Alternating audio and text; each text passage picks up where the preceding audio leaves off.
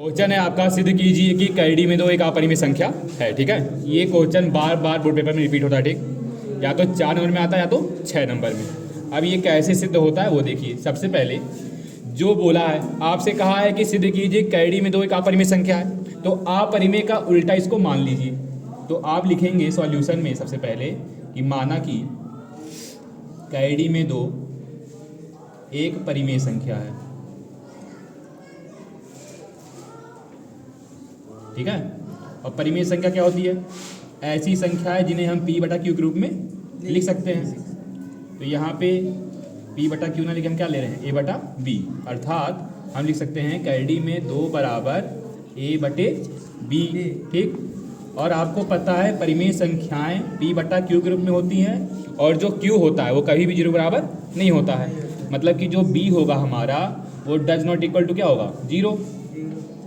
और तथा a और b ये कई संख्याएं होंगी, a और b सह अभाज्य संख्याएं हैं। ठीक है, एक होती हैं भाज्य, फिर है अभाज्य, और फिर है सह अभाज्य। तो भाज्य संख्याओं का मतलब है जो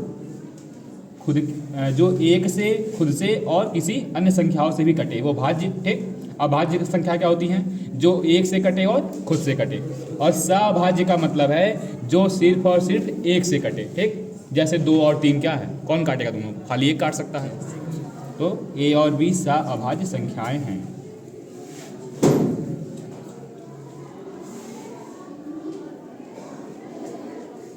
अब फिर यहाँ से हम बनाएंगे इक्वेशन, इसलिए b कहाँ भेज देंगे? यहाँ कैडी में 2 के पास। तो ये हो जाएगा b कैडी में 2 बराबर a। अब लिखेंगे दोनों पक्षों का वर्ग करने पर।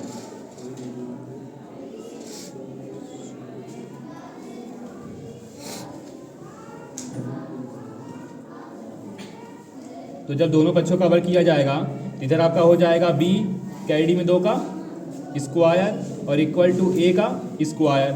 अब जब b का स्क्वायर हो जाएगा तो ये b का स्क्वायर लिखेंगे। और यहाँ है कैडी, कैडी का मतलब क्या होता है? वर्गमूल। तो ये जो कैडी है स्क्वायर से क्या होगी, हट जाएगी। तो क्या बचे? खाली 2, और बराबर हो जाएगा ये a का स्क्वायर। अब अगर इधर से हम 2 को इधर ट्रांसफर करें तो ये हो जाएगा हमारा b square is equal to a square बटे में 2। ठीक, इसको हम बना देंगे इक्वेशन नंबर 1। अब देखिए, अगर कोई संख्या का स्क्वायर मतलब किसी संख्या का वर्ग 2 से कट रहा है तो क्या वो संख्या 2 से नहीं कटेगी? जैसे 3 का वर्ग क्या होता है? 9। तो अगर 9 3 से कटेगा तो 3 भी 3 से कटेगा।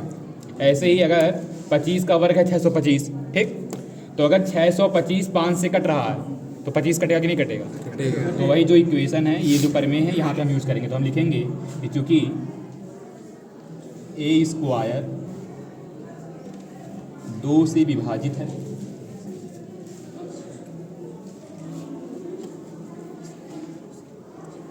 इसलिए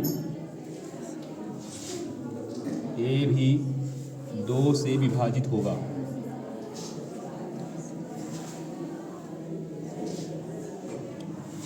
ठीक है, और आपको पता है कि जब भी किसी संख्या में हम किसी से भाग देंगे तो कुछ ना कुछ भागफल आएगा। ठीक, जैसे अगर 1 को ही 1 से भाग दें तो भागफल क्या आता है? 1 आता है ना। तो जैसे अब यहाँ मानेंगे कि माना a बटा 2, क्योंकि a में क्या हो रहा है? 2 से भाग, तो हम मान ले रहे हैं कि माना a बटे 2 बराबर आ रहा है c।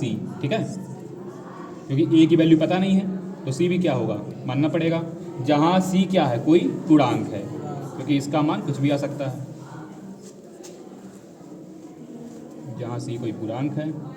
अब जब यहाँ से a की वैल्यू निकालेंगे तो 2 यहाँ ट्रांसफर हो जाएगा, तो a बराबर हो जाएगा 2c।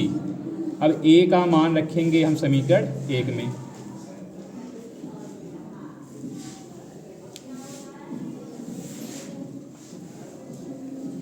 ठीक है, तो ये क्या समीकरण 1?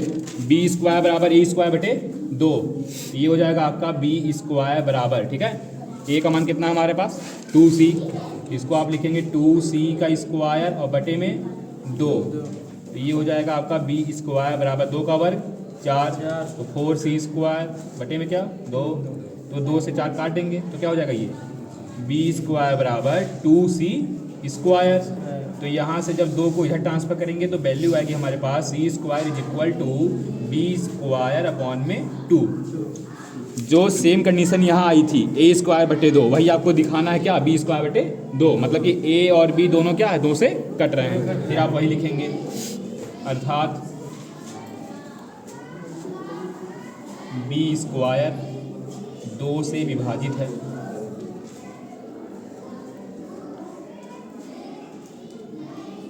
इसलिए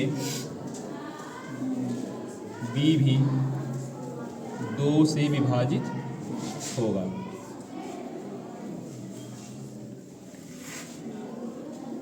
ठीक है, तो ए क्या है, ए 2 से भी कट रहा है, फिर यहाँ बी भी क्या है, 2 से कट रहा है। तो ये हो गया, अर्थात ए तथा बी का कम से कम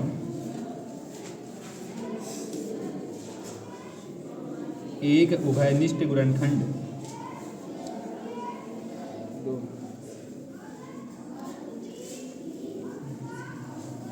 दो है। ठीक, इससे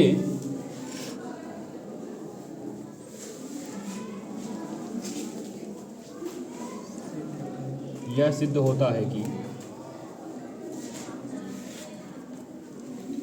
ए तथा बी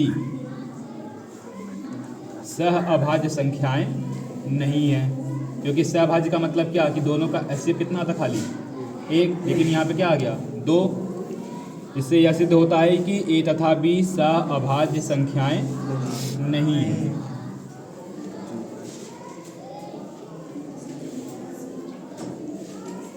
यह विरोधाभास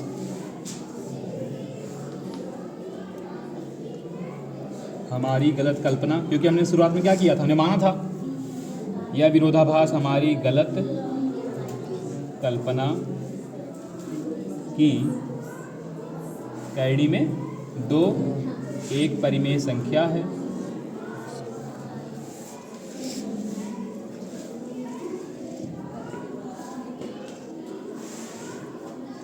के कारण प्राप्त हुआ है।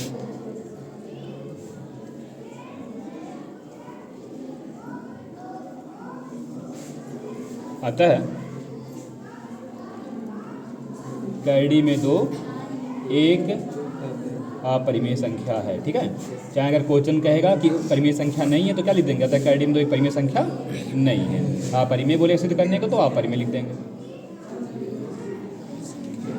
ठीक है, ये पूरा प्रोसेस है, फिर समझ लीजिए एक बार।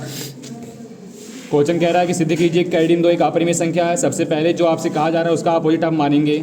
माना कि कैडी में 2 एक परिमेय संख्या है, अर्थात कैडी में 2 बराबर ए बटा बी, जहाँ B does not equal to 0 तथा ए और बी सअभाज्य संख्याएं हैं। इसलिए बी कैडी में 2 बराबर ए, दोनों पक्षों का वर्ग करने पर तो बी कैडी में 2 का क्या हो जाएगा, होल स्क्वायर बराबर ए स्क्वायर। तो ये आपका बन जाएगा बी स्क्वायर और स्क्वायर से कैडी हट गई, गुणे में 2 बराबर ए स्क्वायर। तो यहाँ से बी स्क्वायर बराबर आ गया आपका ए स्क्वायर बटे में 2। ये आप बना देंगे समीकरण नंबर 1। अब ए स्क्वायर क्या है, 2 से विभाजित है, इसलिए ए भी 2 से विभाजित होगा। अब माना ए बटे 2 बराबर सी, जहाँ सी कोई पूर्णांक है, तो ए बराबर क्या हो जाएगा यहाँ से 2c, जो कि हमने 2 क्या किया, सी के पास भेज दिया। अब ए का मान समीकरण 1 में रखने पर बी स्क्वायर बराबर 2c का स्क्वायर बटे में 2, तो बी स्क्वायर बराबर 4c स्क्वायर बटे में 2 से 4 काट देंगे तो बी स्क्वायर बराबर 2c square. So C square is equal to B square upon 2, अर्थात बी स्क्वायर 2 से विभाजित है, इसलिए बी भी 2 से विभाजित होगा।